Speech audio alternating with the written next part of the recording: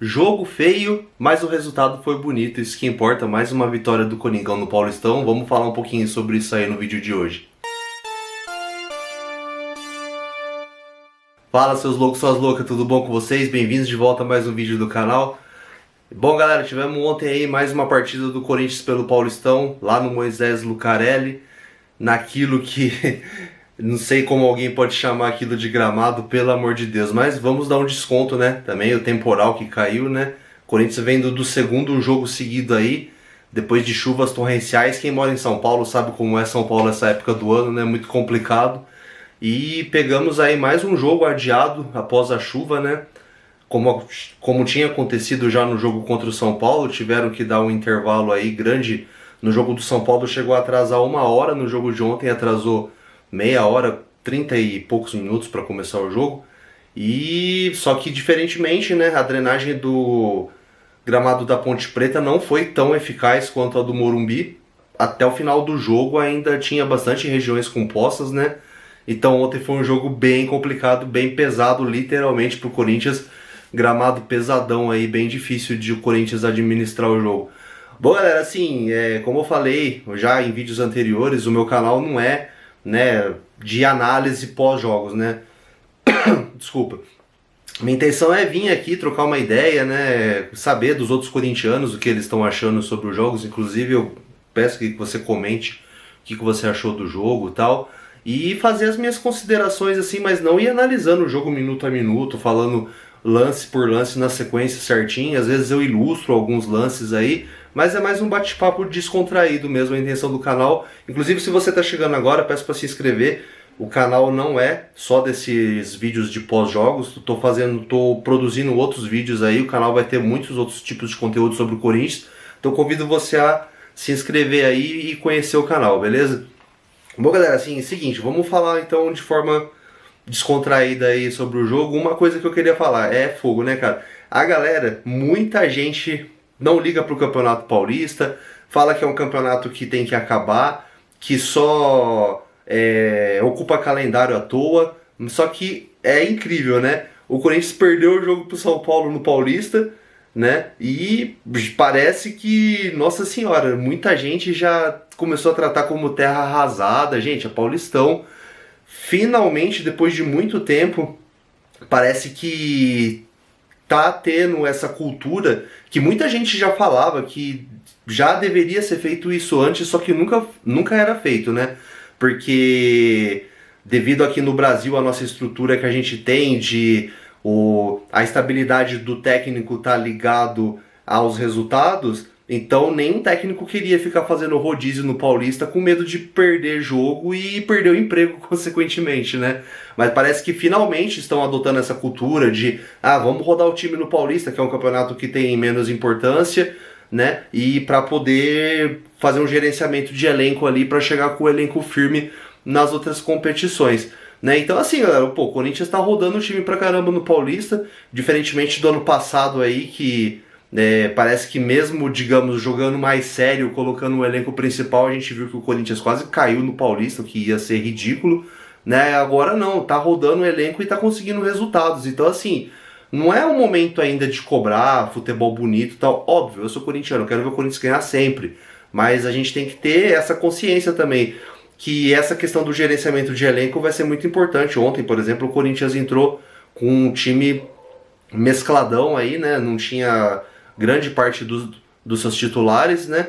E ganhou de 1-0. Daí vai falar assim, nossa, mas tomou sufoco de uma bola na trave no final do jogo. Cara, é o preço que se paga por estar jogando com um elenco, né? Por estar fazendo essa mescla do elenco. Não vai conseguir desenvolver um futebol bonito, ainda mais aliado à questão do gramado que eu citei anteriormente. Até o gramado tava um pasto terrível, né? Então assim, faz parte do jogo isso daí, né? E assim, galera, bom, o Coringão entrou em campo aí, né? Como eu falei, com um time mesclado aí. E eu queria fazer só algumas análises, não, né? Como eu falei, como o meu canal não é de análise, mas fazer alguns comentários pontuais sobre alguns jogadores aí, né? Como eu falei, não é análise do jogo, né? Cara, o goleiro Hugo, né? Ele entrou no Majestoso. Goleiro a gente sabe que é uma das posições que mais precisa ritmo de jogo. Eu não sei nem se foi a decisão acertada, não sei se vocês vão concordar comigo ou não, ele ter voltado no Majestoso, porque o goleiro precisa muito dessa questão de ritmo de jogo. Então, já que o Donelli vinha jogando, não sei se talvez fosse a questão até de manter o Donelli aí, mas a gente vê que o Hugo ontem já foi bem mais importante, fez defesas, né, que garantiram essa vitória do Corinthians aí, tá? Outro jogador que eu gostaria de fazer, que geralmente a gente só fala dele pra descer o pau, né? Eu não sei se o estilo de jogo ontem valorizou, né? Zagueiro que gosta de zagueirar, como dizem, né? Pegar a bola e mete pro lado, bola pro mato, que é final de campeonato. O Félix Torres fez uma boa partida ontem, finalmente, né? Que geralmente, quando a gente fala do Félix Torres, é porque é um zagueiro que, como pode ser titular da seleção equatoriana, um cara que não passa confiança, mas ontem, cara, jogou sério, ganhou as bolas pelo alto, fez uma boa partida. Então a partida do Félix Torres foi bem bacana, juntamente com o João Pedro Tchoca, né, que é um zagueiro aí jovem, né, voltou de empréstimo lá do Ceará e vem se mostrando aí que talvez possa ser uma boa opção aí para fazer. Eu, particularmente, se eu não me engano, eu cheguei até a falar isso no vídeo anterior. Eu tenho sentido mais segurança no João Pedro do que no Kaká, né? O Kaká, ele é meio da pá virada, né? Você não sabe se ele faz gol a favor, mas faz gol contra também, enfim. Ele não tem me passado a confiança que o Tchoca tem passado. Então vamos ver, é um moleque aí que tá procurando o seu espaço, né? Vamos ver se ele consegue aí, né? E tivemos o José Martínez também, é outro que eu gostaria de falar, né? Que ele tomou aquele cartão amarelo bobo no começo do jogo, né? É meio de praxe no futebol isso daí, né? Quando tem um bate-boca e tal, acaba os dois tomando cartão. Mas é um lance que você viu que inicialmente ele já saiu, tipo, não tô fazendo nada e tal. Mas daí pela confusão ter se desenrolado, até por aquele outro jogador da Ponte Preta, que me desculpa não lembrar o nome, aquele de cabelo enroladinho, veio tomar as dores do outro, começou a bater boca com ele. Então como a confusão se desenrolou por um tempo maior, o juiz deu cartão amarelo para ele, né? E ele tinha feito aquele golaço no jogo contra o São Paulo. Ontem ele ajeitou a bola no peito com categoria e chutou. O goleiro fez uma bela defesa. Não fugindo do assunto do Martínez, mas já fazendo um adendo. Cara, eu tô perplexo. Eu acho que é o quarto jogo seguido que eu falo que o goleiro... Vão falar, mas todo torcedor de todo time fala isso. Nossa, contra o meu time, o goleiro do outro time virou Neuer. Mas, cara, eu falei isso no jogo do Água Santa. O goleiro fechou o gol. Eu falei isso no jogo do Velo Clube. O goleiro fechou o gol. Falei no jogo do São Paulo. O goleiro do São Paulo fechou o gol no primeiro tempo, né? Ali no final do primeiro tempo era pro Corinthians ter feito 1-0. E ontem o goleiro da Ponte Preta também resolveu fechar o gol. Então foram 4 jogos seguidos que, cara, eu não sei, os goleiros... Tirando o do São Paulo, né, que já o goleiro que tá no São Paulo já, né, já tá num time conhecido, já tem a sua visibilidade. Mas parece que o goleiro desses outros times aí, parece que vê a oportunidade da vida deles de brilhar, enfim, não sei se é isso, mas quarto jogo seguido que o goleiro fecha o gol contra o Corinthians. E, como eu vinha dizendo antes, o José Martínez deu um chutaço, né, quase que ele fez mais um gol, mais um belo gol, mas o goleiro salvou. E na hora que veio a substituição no intervalo, quando o Alex Santana ia entrar, eu já, na minha cabeça, era no lugar dele. Por quê? O jogador ali, volante, exposto, correndo o risco de tomar mais um cartão, né? Mas entrou no lugar do Coronado. E o que aconteceu? O Martínez tomou o cartão. Quem diria, né, que isso ia acontecer, né? O José Martínez tomou o segundo cartão amarelo, consequentemente o vermelho, e perdemos ele pro próximo jogo aí. E o Alex Santana, que tinha entrado no lugar do Coronado, já estava pendurado por um cartão amarelo, tomou amarelo nesse jogo também, e também não temos o Alex Santana pro próximo jogo. 2 volantes, vamos ver como que o Ramon Dias vai armar o jogo, o time para esse próximo jogo aí.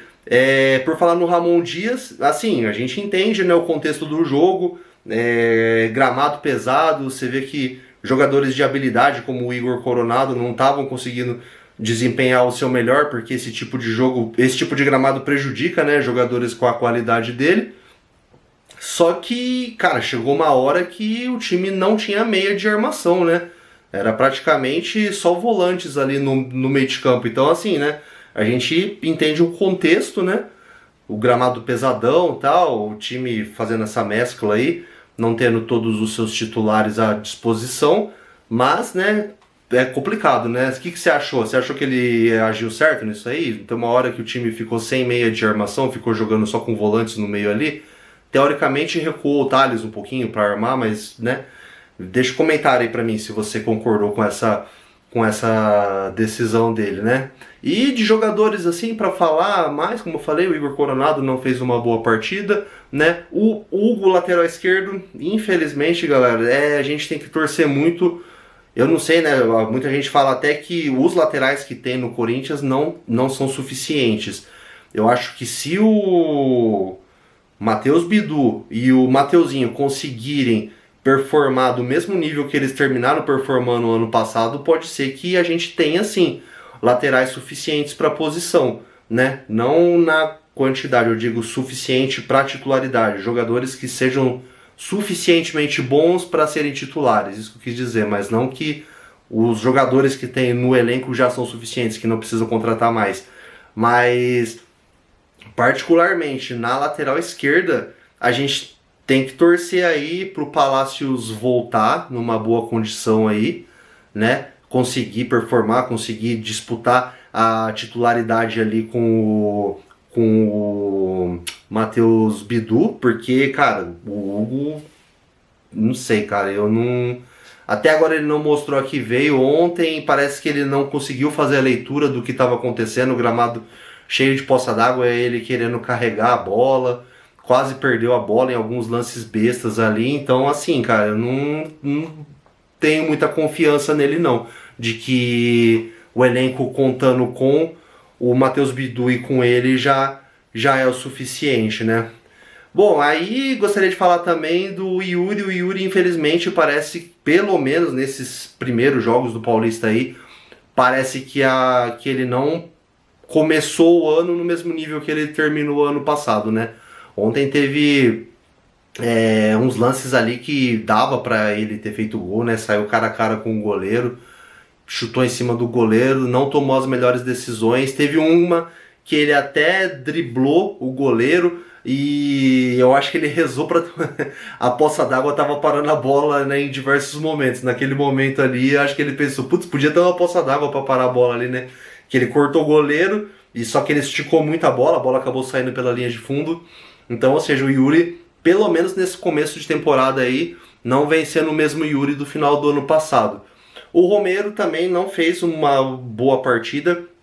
Ele teve um lance, cara, pô, o Yuri passou a bola pra ele. Eu não sei, assim, não querendo advogar a favor do Romero, mas eu acho que talvez ele não concluiu da melhor forma possível, porque talvez ele achou que estava impedido. Porque na verdade eu acho que quase todo mundo achou que ele estava impedido na hora que ele saiu na cara do gol. Eu nem festejei muito se saísse o gol e esperar analisar, porque pra mim ele estava impedido. Mas ele não estava impedido. Então eu acho assim, uma coisa é a gente pensar, agora o cara que está lá dentro de campo, ele tem que agir sempre como se ele não tivesse impedido. É a mesma coisa que o cara que tem um lance ali que ele é tocado, ele se joga achando que o árbitro vai marcar a falta, e quando na verdade o certo é ele continuar a parar só se o árbitro marcar a falta. Às vezes ele vai deixar de aproveitar uma ótima oportunidade porque ele achou que o árbitro ia parar e o árbitro nem parou. E ali, se foi esse o caso, se ele deixou de fazer o gol por conta que ele achou que estava impedido, foi muita burrice dele, né? Ali ele tem que tentar definir, né? E não podia deixar de falar, óbvio, do cara que fez o gol que garantiu a nossa vitória, Thales Mágico. Graças a Deus, parece que, como eu falei num vídeo anterior, acho que foi no jogo do Velo que eu falei acho que 1 ou 2 vídeos atrás, que é um jogador que vem começando essa temporada da mesma forma que começou a temporada passada. Mas tomara que as coincidências parem por aí, porque a boa performance dele na temporada passada foi interrompida por uma lesão onde ele não conseguiu seguir mostrando o bom futebol que ele vinha mostrando. Então ele vem sendo a grata surpresa aí do começo do ano, vem pedindo passagem, né? E não sei, já estão até comentando que talvez até o Garro voltar, que poderia recuar o Memphis para jogar na armação. Mas assim, o Thales vai ter que ter algum lugar nesse time aí. Não sei se como titular, mas sempre arrumar um espaço aí para ele entrar durante as partidas, né? Porque ele vem mostrando um futebol aí que vem fazendo por merecer. Beleza, galera? Bom, felizão da vida, como sempre, né? Clima totalmente diferente do último jogo contra o São Paulo. O Coringão conseguiu mais uma vitória, como eu falei.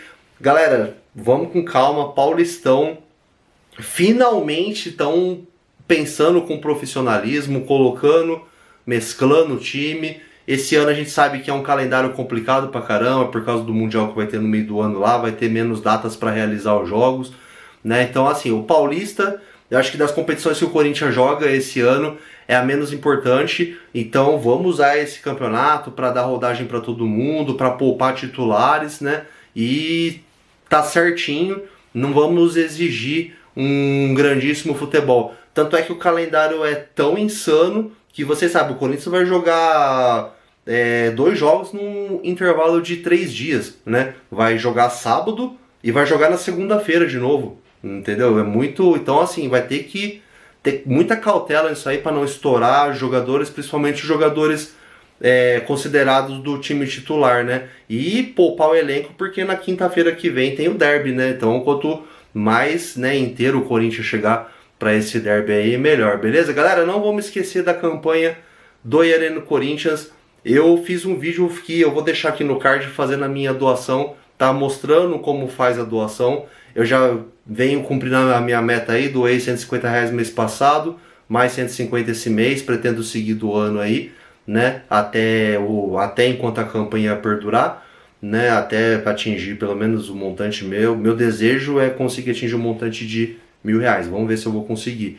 E convido a vocês aí a assistir e ver como faz a sua doação, se você não fez ainda, considere ajudar o projeto aí, beleza? Valeu, galera, vai Corinthians, mais uma vitória, graças ao nosso Papai do Céu.